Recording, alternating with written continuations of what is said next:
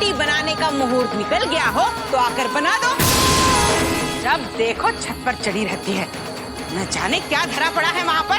आस पड़ोस के लोग देखेंगे तो हमें ही नाम धरेंगे। ये शरीफ घराने के बहू बेटियों के लक्षण नहीं है। सजनी बात सुन रही है? ससुराल में जाना तो ये बातें याद रखना, कहीं हमारी नाक न कटा दियो। चल रही।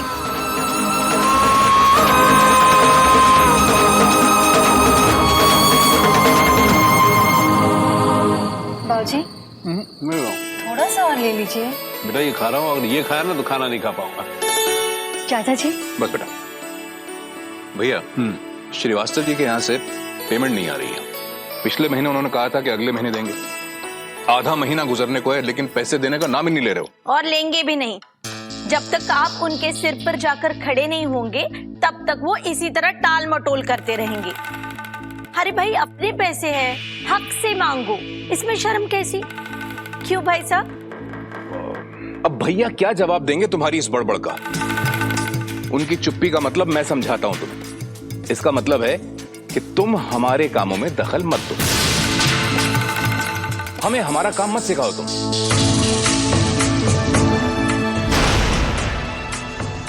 भाई साहब आपको ये कहना था?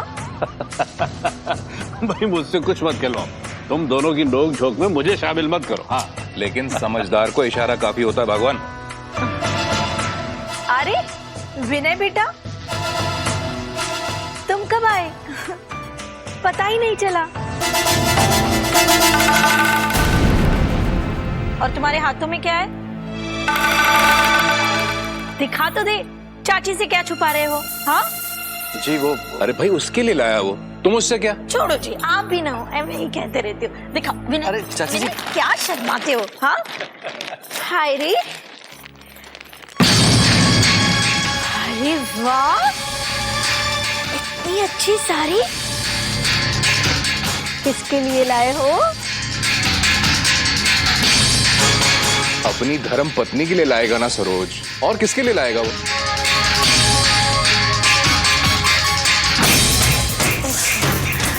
हाँ ये ले।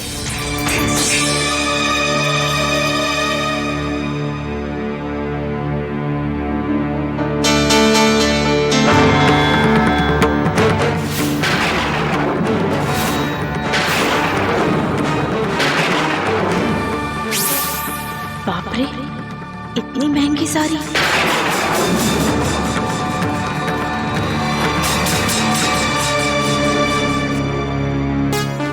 भाभी मैं खाना गरम कर दूं? नहीं ठीक है।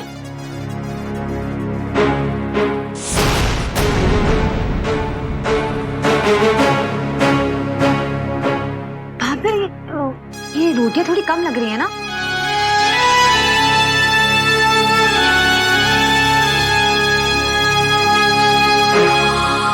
हाँ क्यों कम क्यों बनाई?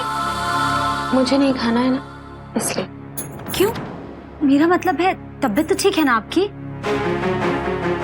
हाँ तो फिर क्यों नहीं खाएंगी आप?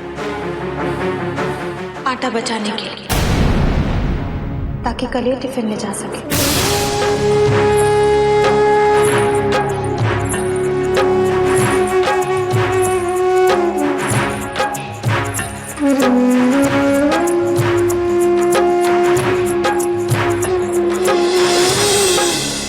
बेटा जिसके लिए लाए हो उसे दे तो दो।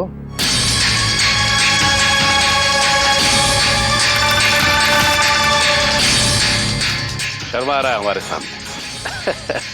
जाओ बेटा अपने कमरे में जाओ। जी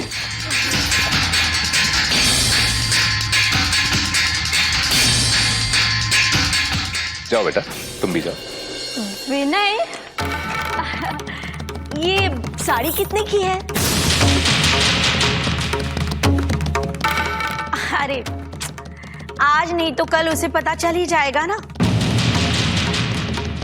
बता तो दे कितने रुपए की है ये ब्यूटीफुल साड़ी? 9,500। 9,500? बाप रे, अपने खर्चों पे लगाम दो बेटा। मैं तो खरी कहती हूँ और मुंह पर कहती हूँ, देखा जाए तो हम बराबर के हिस्सेदार हैं, लेकिन हम हैं सिर्फ दो, मैं और ये।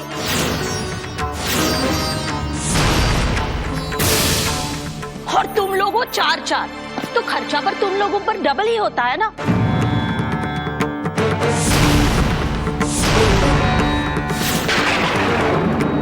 ऊपर से तू ऐसे महंगे महंगे तोहफों पर पैसे फूकेगा तो चल चुका गुजारा।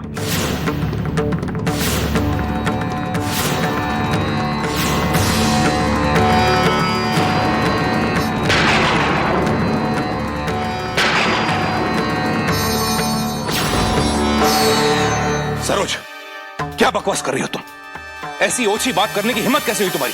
शर्म नहीं आई तुम्हें? अरे सच बोलने में कैसी शर्म जी। और देखिए, मुझे घुमा फिरा कर बात करना नहीं आता, जो मुझे लगा वो मैंने कह दिया बस। हाँ, कुछ भी कहने में तुम्हारा खर्च ही क्या होता है? और जब खुद पैसे उड़ाती हो तो कहां जाती है तुम्हारी ये मितव्ययता? मैं बताऊं कि पिछले 6 महीने में तुमने क्या क्या खरीदा है?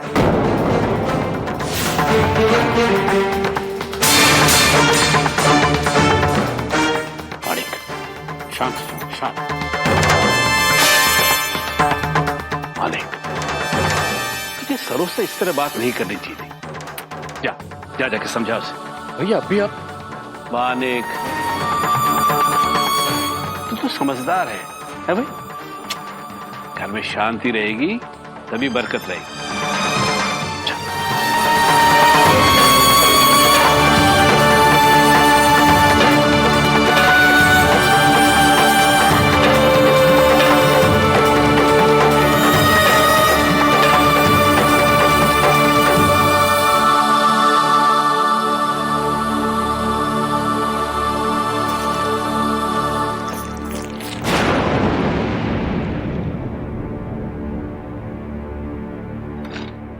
एक साड़ी के लिए इतना कलह आप लाए ही क्यों? मुझे नहीं पहननी ये साड़ी।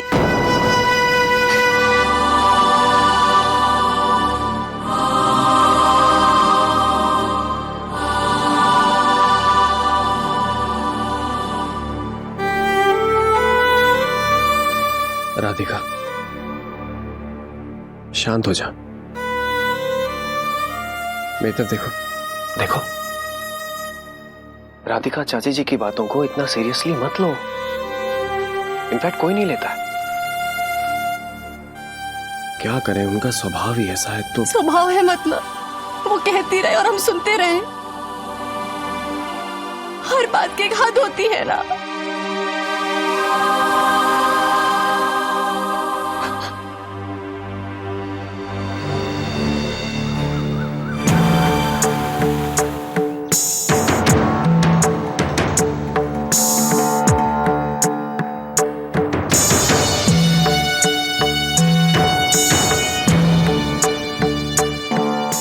बताइए, इस सब का कितना आएगा? यही कोई 47 लाख के आसपास। बस सिर्फ 47 लाख? इतने में क्या होगा? हमें तो कई ज्यादा पैसों की जरूरत है।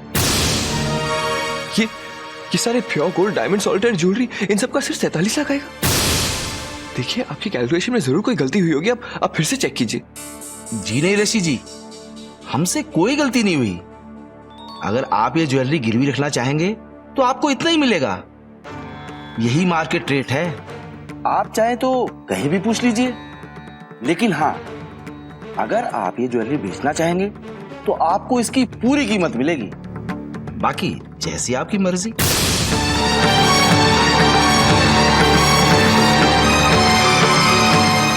तो बताइए, क्या करना है?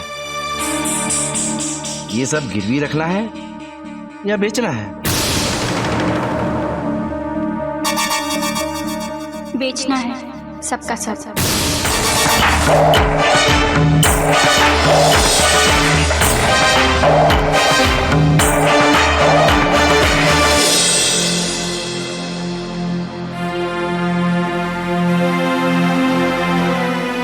आइए बैठिए। अब जाने भी दीजिए ना।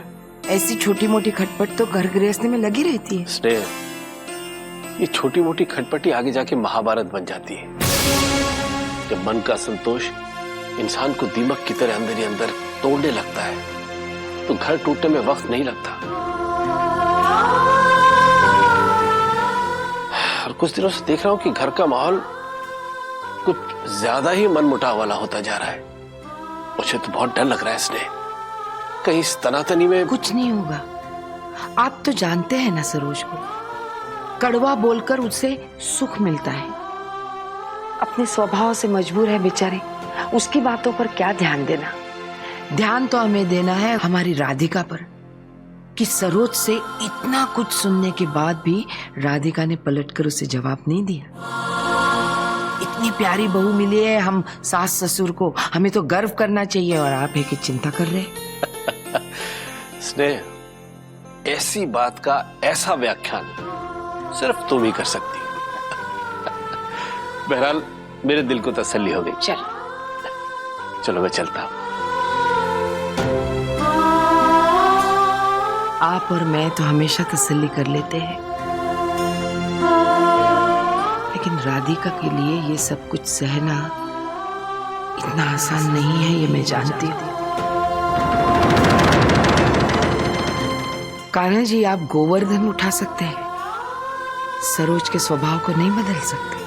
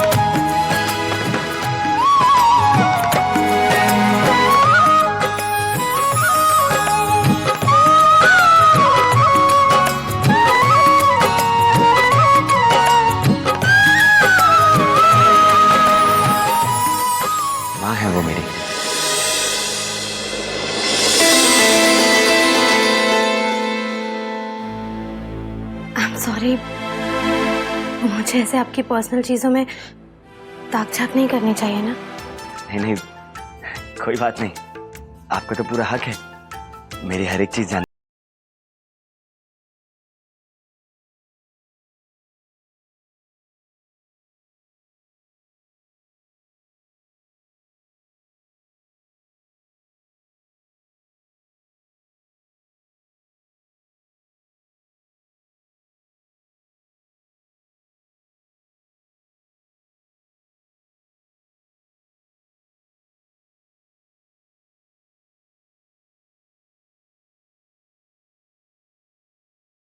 खास जैसे देखकर मैं सब कुछ भूल जाया करता था। वो फिर बाबूजी का फटकारना हो या मास्टर जी का मुर्गा बनाना, और तो और मेरी शैतानियों पर मेरे पड़ोसियों का बाबूजी को शिकायत करके मुझे मार पड़वाना। आप और शैतानियां? अरे बहुत किया करता था जी, और फिर पिताजी की बहुत मार भी खाता था, बहुत दर्द होता था, लेकिन मां की एक मुस्कुराहट और सारा दर्द रफू चक्कर। फिर क्या, 2-4 दिन बाद में फिर कोई नई शरारत, और फिर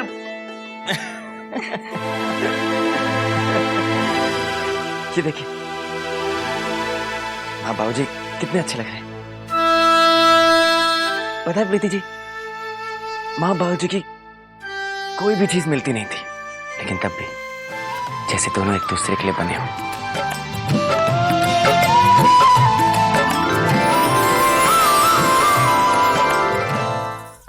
सुनिए, जी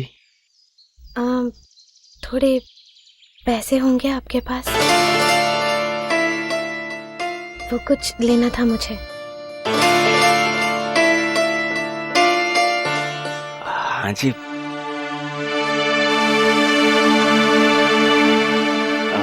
इसमें कम हो जाएगा ना? जी, थैंक यू। अरे कैसी बात कर रही हैं? मैं आता हूँ।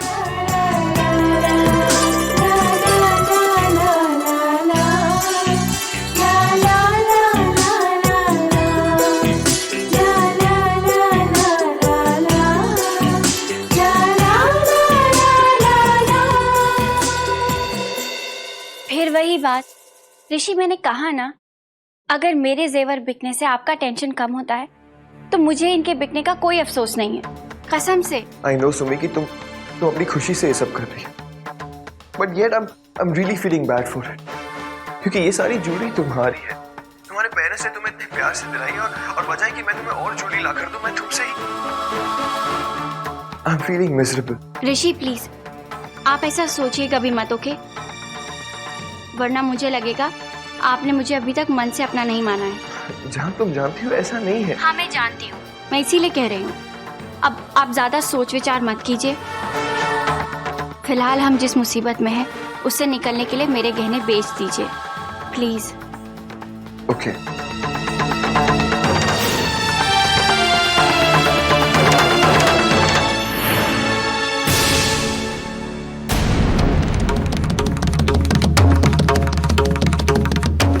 मैंने मना किया था ना, फिर भी तुमने अपने गहनों। हाँ दे दिए मम्मी जी।